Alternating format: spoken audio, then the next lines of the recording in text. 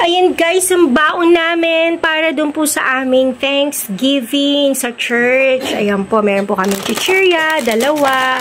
Meron din po kami disposable at may kanin po kaming baon at saka ulam. Puro perito lamang po, hotdog at tocino para hindi po siya sagabal sa amin dadalhin. Kasi nga pag may sabaw or may sarsa, baka matapon pa sa bag namin. So ayan po yung merienda. So ayan, kasi hindi rin po namin alam kung may pagkain din po for preparation lamang po, no? Para hindi kami magutom. Alright mga guys, abangan nyo po kami sa Marikina Stadium ng Christ Embassy. Sobrang init daw, guys. Ayan, si Mudra ko. Ano ko, iniwan na tayo. Ayan guys, nandito na kami sa sasakyan. Naka-jeep lang po kami papuntang Marikina Stadium. Ayan, bali ilan din po yung service namin from Taguig to Marikina. So, bali 4 na jeep po kami, no? Hindi naman kami ganun kasiksikan. Tama lang po yung isinakay dito sa aming jeep, no? Sa jeep na sinakyan namin. So, ayan po, papunta na po kami at ayan yung kanilang mga susuotin. So, ayan po yung mga ka-member po namin. May mga bisita rin po kaming dala. At medyo malayo rin po yung biyahe. Oo, kasi service na to, no, inabot pa rin kami ng 1 oras at kalahati na biyahe from Taguig to Marikina, no. At hindi naanan namin, medyo traffic din naman. Sa C6 kami dumaan at hindi talaga nawawala ang traffic at Friday pa yan, no. Kaya ayan, nakarating din naman kami ng maayos dahil ang call time naman is 4 o'clock. At pagdating naman ng 4 o'clock, hindi rin naman kami punta agad dun sa venue mismo dahil napakainit. Aantayin pang mawala yung araw. So, mangyayari, mag-aantay-antayan pa po. Marami pong darating. Ayan, nandito na kami, guys. Andyan na po kami sa Marikina Sports Center. Sa Gate 2 kami. So, lahat ng pumupunta ng Gate 2, yan po yung Christ Embassy member ng church. Ano po? Iba po yan. Nagpawisan kami, wala na akong blush on. Habang nag-aantay mag-blush on.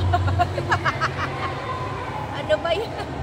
Wala na papakula to. Okay guys, so dito kami. So nandito kami, nakaupo lang kami sa may gate 2 mismo, ayan, sa lapag kasi nga hindi pa kami pinapapasok doon dahil may nag-i-event pa. So nag-iipon pa kami, nag-aantayan pa kami kasi iba-iba pong lugar yung pupunta. Meron pong Cavite, Taguig, may Baguio. So ayan po yung place namin. So mainit pa rin. Ano na yan, magfa 5 o'clock na po yan. Napakainit po. So, buti na lang may mga dala kaming payong, tigi-tigisa po kami ng payong. Ulanin at arawin, nakahanda po kami. Dahil alam po namin na open area po yan yung aming pupuntahan. So, okay lamang po. Dahil minsan lang naman po itong mangyari. Thanksgiving po ng Christ Embassy po ito, no? Ang Christ Embassy ay based in Africa.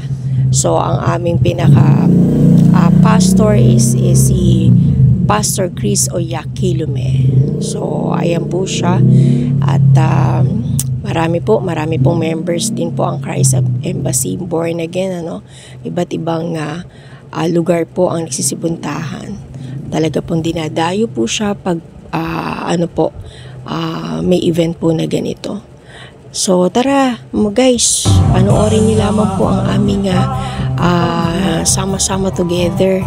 At marami rin kami nakilala na mga tiga-ibang lugar.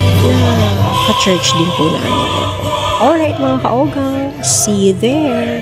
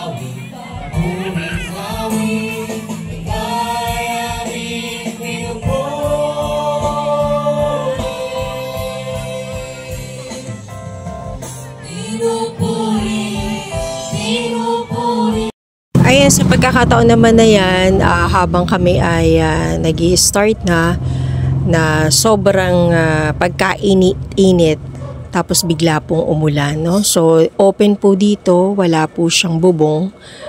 Meron pong bubong dun po sa pinakadulo doon, sa gilid po ba. Kaya, so amazing. Yan, natatakpan tayo ng mga payong. Medyo malakas din po yun. Pero sandali lang naman po. At tumigil din naman po, ano. So, dapat talaga lagi tayong handa, no. Kahit anong init pala, ay dadalo pa rin si ulan, no. Biruin mo, sobrang init nga kanina, tapos biglang umulan. Grabe. But anyway, nagpatuloy pa rin kami sa aming pagsiservice. Ano man ang mangyari, tuloy pa rin yan. Nandyan na kami, no. At talaga si David gumagawa ng paraan no, para magkaroon ba ng situation. But anyway, ayan, nagpatuloy pa rin kami. Nakaka-amaze dito kasi ang laki. Ang daming umattend, daming tao. So, ayan. Ating panoorin po, no, ang aming Thanksgiving.